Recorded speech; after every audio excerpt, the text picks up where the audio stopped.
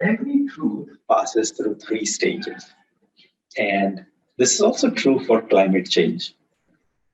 Second, why did it take so long for us to take climate change seriously? And thirdly, what can we do going forward to make a difference before it's too late? So, are you ready? Then let's get started. The first point, I want to quote Arthur Schopenhauer, a 19th century philosopher. He said that all truth passes through three stages. First, it's ridiculed. Second, it's violently opposed.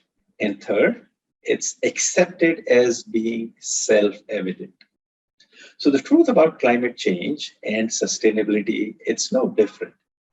Flashback to 2006 when Al Gore had released his documentary, An Inconvenient Truth. It was ridiculed for quite a few years.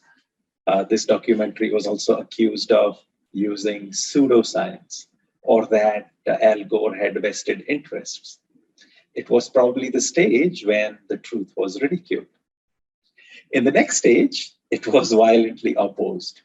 Counter studies were published. Attempts were made to discredit, Al Gore and all the scientists who uh, contributed to the research. And finally, the third truth about climate change, it reached, especially after the world saw the devastation caused by natural disasters worldwide in the last few years. So now climate change is accepted as self-evident. So the first victory is won. Truth has finally prevailed. That brings us to the second topic. Why did it take us so long to recognize the gravity of the climate change and its impact it's having on us? Well, human brain has evolved to achieve one primary goal. What is that goal? It is to ensure our survival. Imagine a scenario when the early humans or humanoids were living in the savannas of Africa. It was a dangerous place. To survive, early humans had to learn to, number one, avoid predators, and number two, find a regular supply of food. So, our brains adapted to help us achieve these two goals. Our brains are very good at reacting to anything in our environment that changes very fast. For example, if the early humans saw a rustling in the bush, heard it, or saw a predator from the corner of their eye, they would immediately spring into action, either to fight or flight, run away. It's an immediate survival response and happens in a fraction of a second. We are very good at detecting and responding to sudden changes in our environment. But our brains aren't very good at detecting slow changes. Let's think again about the early humans in the savannas of Africa. Let's say if we had found a route from our cave to a fruit tree next to the pond, we will follow it daily. Our brain would urge us to follow the same safe path. Trying to venture in a different path may be dangerous. If we change and took a different path, we may get lost and never make it back to the cave. Or we may encounter a predator on an unknown route and we eat their lunch. So follow the same path over and over again to the fruit tree and the pond, and it becomes a habit. Over time, we fail to see the small changes. The water in the pond is going down. The fruit count on the tree is getting low, and the leaves on the tree are falling off. The tree may be dying. So, from evolutionary perspective, our brains aren't designed very well to detect small changes. What is the equivalent in the modern world? Well, we still work with our primitive brain and its instinct.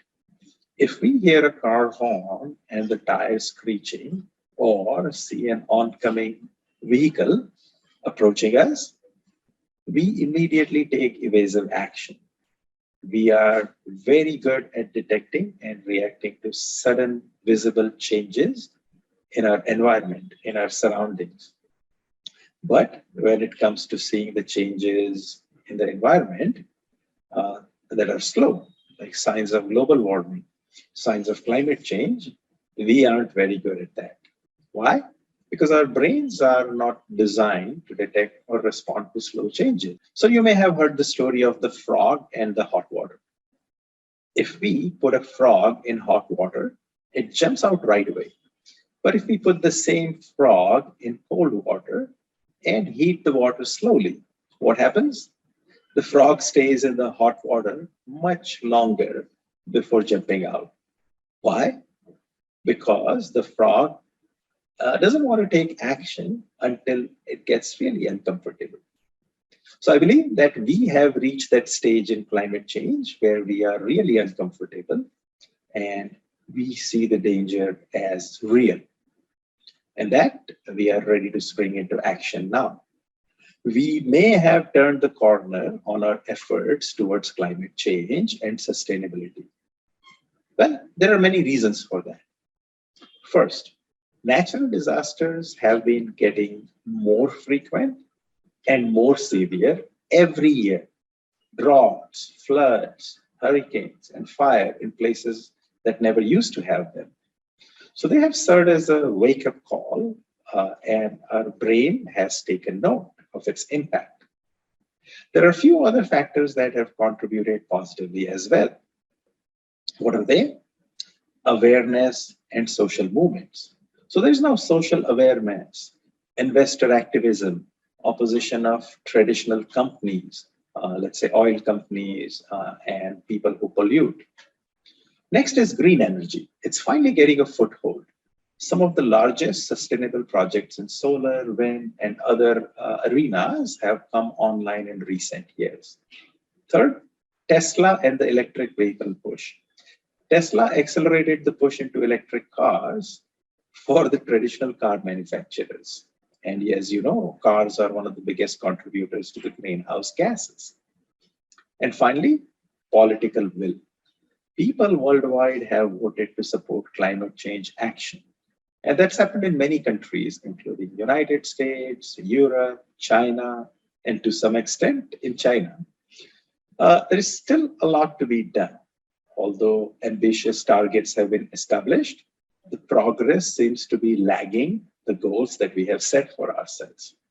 And that brings us to our third and final point. Our individual opportunity as well as responsibility to act. What can we do? What can we do today, and how can we make a difference to make an impact before it's too late? So all change efforts require a large number of people to do something different, to change their behavior and change it permanently. So what can we do on an individual level that is both impactful to reduce the carbon footprint and can be done by us? So here are some main points from a research paper. The title is long. The Climate Change Mitigation Gap. Education and government recommendations miss most effective individual actions. So don't worry about the long title. Basically, it says that climate change is a result of accumulation of greenhouse gases in our atmosphere. Now that in turn is a result of billions of individual decisions. Which ones are the most impactful? Do people really know about them so they can do something about them?